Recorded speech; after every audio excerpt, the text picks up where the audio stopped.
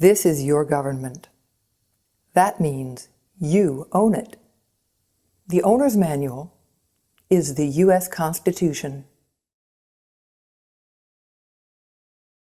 We just talked about the qualifications of president, and it was noticed that it doesn't say anything about how he has to be a Christian, and yet a number of people in this group and outside this group have said that we are a Christian nation. Are we a Christian nation? Yes, what? The founding fathers were very, very much in tune with Judeo-Christian principles. Okay, and that was actually how I was going to start this discussion off. I was going to say, what is meant by a Christian nation? When you say Christian nation, what does that mean? Yes? When I think of Christian nation, I go back to the book of Joshua, about the 20th chapter. If you look at our society today, most of what is dealt with in this society is dealt with on the local level. You can go to your lawyer and have your disputes dealt with. That's a lot better than sending in your dispute to Washington and then waiting for Washington to come back. And the principle is they have no idea what's going on locally. So I think part of that would be somebody who would be concerned about the people would be what goes on right here is the actual substance of a nation. So then if I were to say a Christian nation is, what would you say? I would say it's a collection of people that deal with themselves through a process of laws that is in a systematic way to get to truth. In a local way. Local rights. Good, okay, fine. Did you have your hand up? Yeah, I was just going to say that the country was based on the moral principles espoused in the biblical sense. And when you read early Thomas Jefferson and George Washington's writings, they very muchly relied on the Bible in the writing of the Constitution and for guidance. Okay, good. I had learned someplace that at the time that they were setting up this country, when states were becoming part of the Union, a lot of them wrote their constitution specifically to line up with the main constitution. They were required in some state constitutions that in order to be an officer or an elected official, you had to be a Christian. Yes, some states did do that, exactly right. Exactly right, some states did do that, yes. One of the things that Well, let me ask you this question, excuse me. So does part of the definition of a Christian nation, would that be that you have to be a Christian to hold office? It looks that way, yeah. Okay, I don't think that the people that founded this country consider this a Christian nation. I think because a lot of the colonists, they came from England, and there was religion in England, but it took on a different form. It was like a dictatorship. It wasn't where people were free. So the religion can be perverted, but yet the founding fathers were wise enough to understand the principles of Christianity were very important, and they tried to ensure justice by creating this document which would prevent tyranny even with religion. okay, good. You just got into basically the history of religion in America, and that's where I'm going to go as soon as we finish this piece of the discussion. Go ahead. It's important to remember in the history of the world, I think it was about 60 BC, the Roman Empire adopted Christianity as the official religion. 315. 315. 1580. 315. It wouldn't have been BC, by the way. Our form of government, okay, that traces its lineage back to the Roman and Greek forms of government. And so once the Roman government adopted that as the official religion, that's how it migrated into our history and our Constitution. Good, okay. and the Constitution gives the people the right to practice their religion as they see fit. All right. Are there any final comments on the definition? Because we really haven't gotten the definition of what is a Christian nation. Okay. Yeah. So you get into the actual definition, which would be a nation where the dominant morality and laws that reflect that morality stem from the Christian teaching. Okay. And there's a Christian nation. Good, all right. You want to do a little history? Yeah. Sure. All right, we'll do a little history, okay. And we'll start with 315, which in fact is Constantine makes the Roman Empire a Christian nation. Christian nation meaning that the laws enforce Christianity. The enforcement Constantine enacted was first, Christians were to no longer be persecuted, and second, no religion was to be persecuted. All religions were tolerated throughout the empire. From the beginning, religious freedom is a hallmark of a Christian nation. We come forward slightly to about 550, and you'll find Theodorus and the Emperor Justinian. And what had happened by this time is we had the Western Church and you had the Eastern Church, and that was what was starting to happen here. And what Justinian did, which is approximately 200 years later, is he tried to reunite it under one religion. This points up one of the important points of governance that has been true with every government up until the Constitution, which is that if there is a state religion, there would be a state religion, because that is a unifying principle behind the people. We are all united, we are all together, we're either behind the king or we're with this religion or so on. And it is very valuable for a nation to have a state religion such as this. All right, let's move forward to 1215.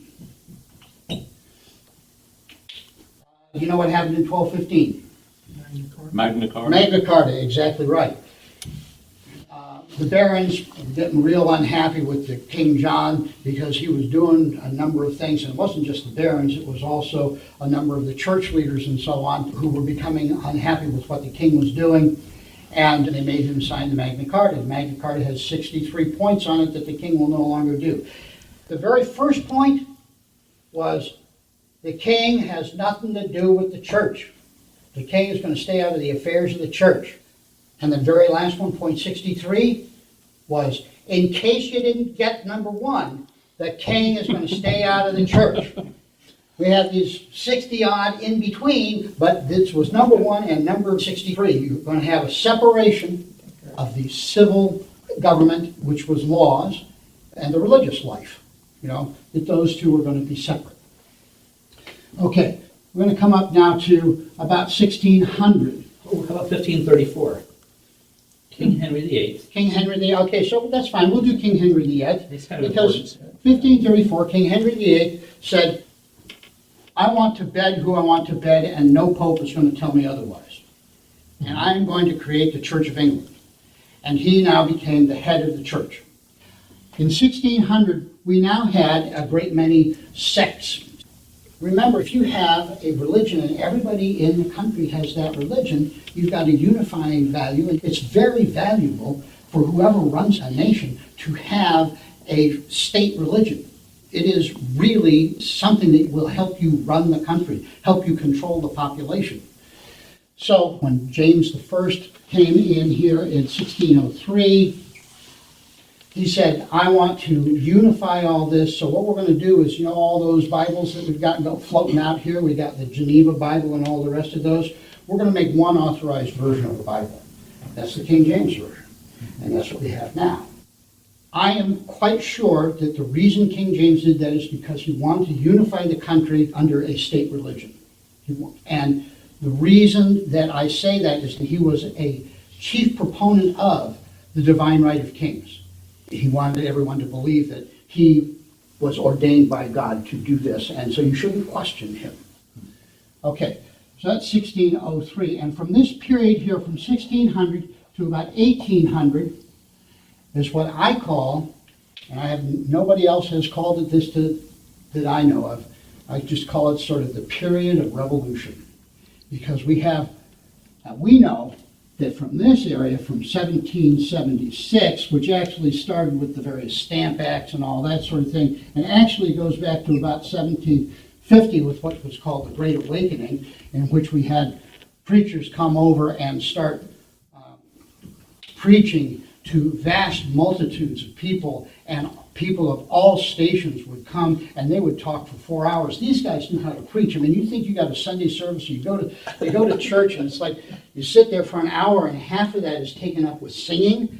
That's like going to church. No, these guys would be on a stump and there'd be this vast multitude in front of them and they would speak for 4 hours and you could hear them all the way in the back. That was preaching. And it changed the culture of the country, and it made them more willing to fight a war for independence and all the rest of that. But actually, it started back here. And back here, one of these sects was the Puritans. And the Puritans had a number of people that came out of it. I'm going to name a few of them. One of them was John Winthrop. Another one was William Bradford. And another one is Roger Williams. Roger Williams was born in about 1603. He had a knack for languages. And when he was very young, he learned a brand new form of writing that had just come in, which is basically a different kind of language, which is shorthand. And he was indentured to Edward Cook. I know, it says Coke, but it's really Cook. That's how they pronounced it at the time. And it's actually Sir Edward Cook. Sir Edward Cook was in the Privy Council with the king. He was high up in all of the areas of government. So Roger Williams had a vast grounding in what was going on here, and when he wrote his autobiography, he talked about what King James was really like, and worse than that, what his son Charles was really like, who apparently was just one arrogant son of a really bad news guy. Was Charles, who became Charles I, who lost his head in 1649 because we had a revolution down here. We had the English Revolution down here, and that's why I call this the period of revolution, because this revolution that we have here was just a mimic of this right here, where they actually beheaded the king and all that. So, but Roger Williams and John Winthrop and William Bradford ended up coming to America because they were Puritans, and they were being the official state religion was not recognizing them. So they went off to start their own colonies. And what they did in their own colonies is John Winthrop started the Massachusetts Bay Colony, which is Boston. William Bradford started Plymouth, P-L-I-M-I-T-H, is the way they spelled it then. But Roger Williams came to Boston in 1630, but he said, you know, what we're doing here is we're setting up these Christian colonies, which are basically a mirror of what we left.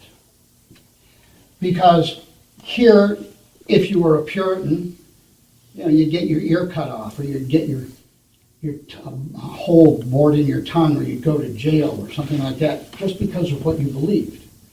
And you're doing that here in Boston, and you're doing that here in Plymouth.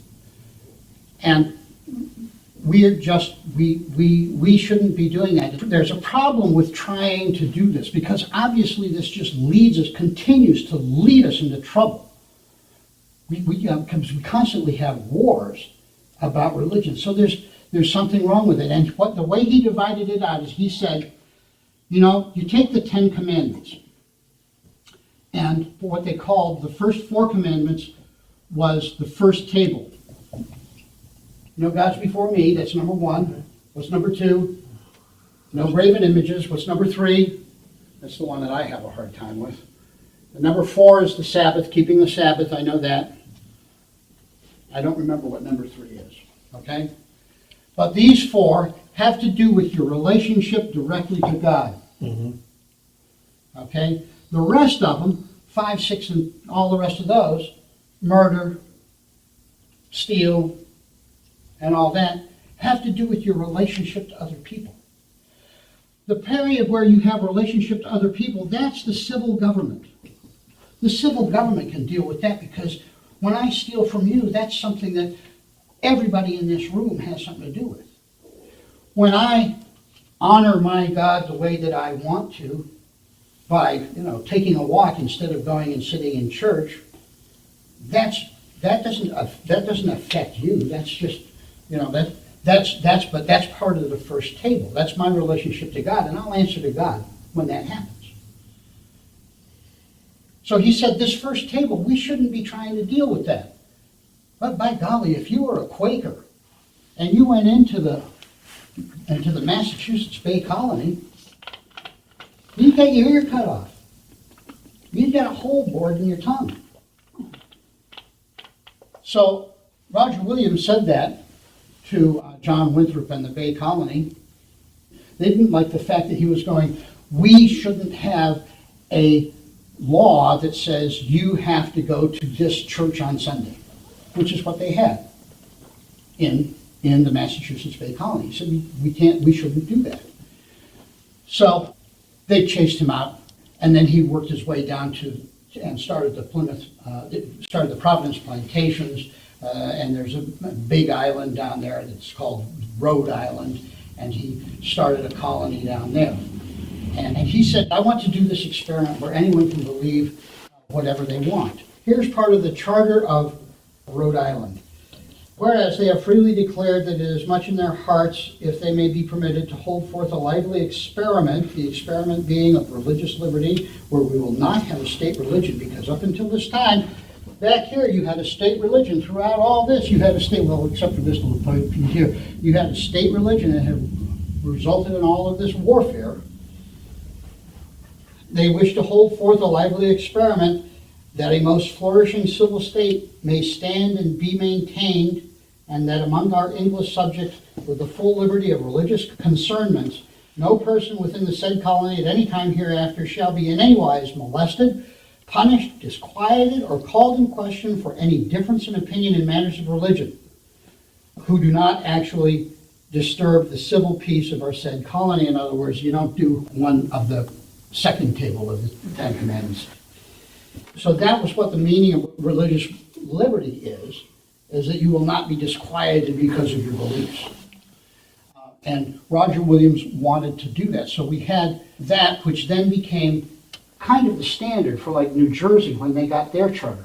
They had this also because apparently it worked so well that you would be free in your beliefs. So whether you want to call it a Christian nation or not, it sort of has these two prongs. And one of them is from John Winthrop, which is the shining city on the hill. And this one has a lot of history to it because it's the history all the way of every civilization that's been up until our Constitution. There's been a state religion. And this is part of that tradition, is having a state religion. Roger Williams, on the other hand, said you shouldn't be disquieted just because you have different ideas on this first table here, your relationship to God. And he said, sort of hearkening back to the Magna Carta, that there should be a wall of separation between the church on one side and the state on the other. So again, he's the one who actually coined that metaphor, which was later picked up by Thomas Jefferson when he said there's a wall of separation between the two. And that wall of separation is not to make the church unable to be part of the public discourse, but it was to make sure that the king didn't interfere with the church. Here's the church, which deals with the sublime, with everything. And here's the state, which deals with just this stuff down here. And you don't want this stuff here trying to rule what is outside of that. Part of the reason for the separation of church and state had to do with the politics of whoever was in charge would be administered via the church. So there was a great desire to separate those heads of power from people's spiritual beliefs. And that was what I was trying to say. We might have some guy over here saying, gosh, I really like that horse farm over there. Is there any way Is there any way? can put him on that the we can rack. get him- That we can get him on the rack And influence him a bit. and influence him a bit, or perhaps To death. he'll die, and then I'll get to take over all his stuff. Okay? And that's why you have the separation, is so that this corruption cannot corrupt the church. And that was the reason. We have modern day examples of that. In the Middle East, you are forced to be of a certain religion. If not, your head is cut off. All right. So this dilemma of wall between or shining city on the hill, started out this nation before we even were a nation, back in 1630, 1640. And I believe it's still kind of with us today. And the problem I see our current situation is that we actually do have a state religion, but it's not acknowledged. Some people call it social progressive, some people call it Secularism. I myself just kind of call it materialism, which means that there is nothing spiritual at all. The next part in this series shows how the Constitution sets up a nation of laws.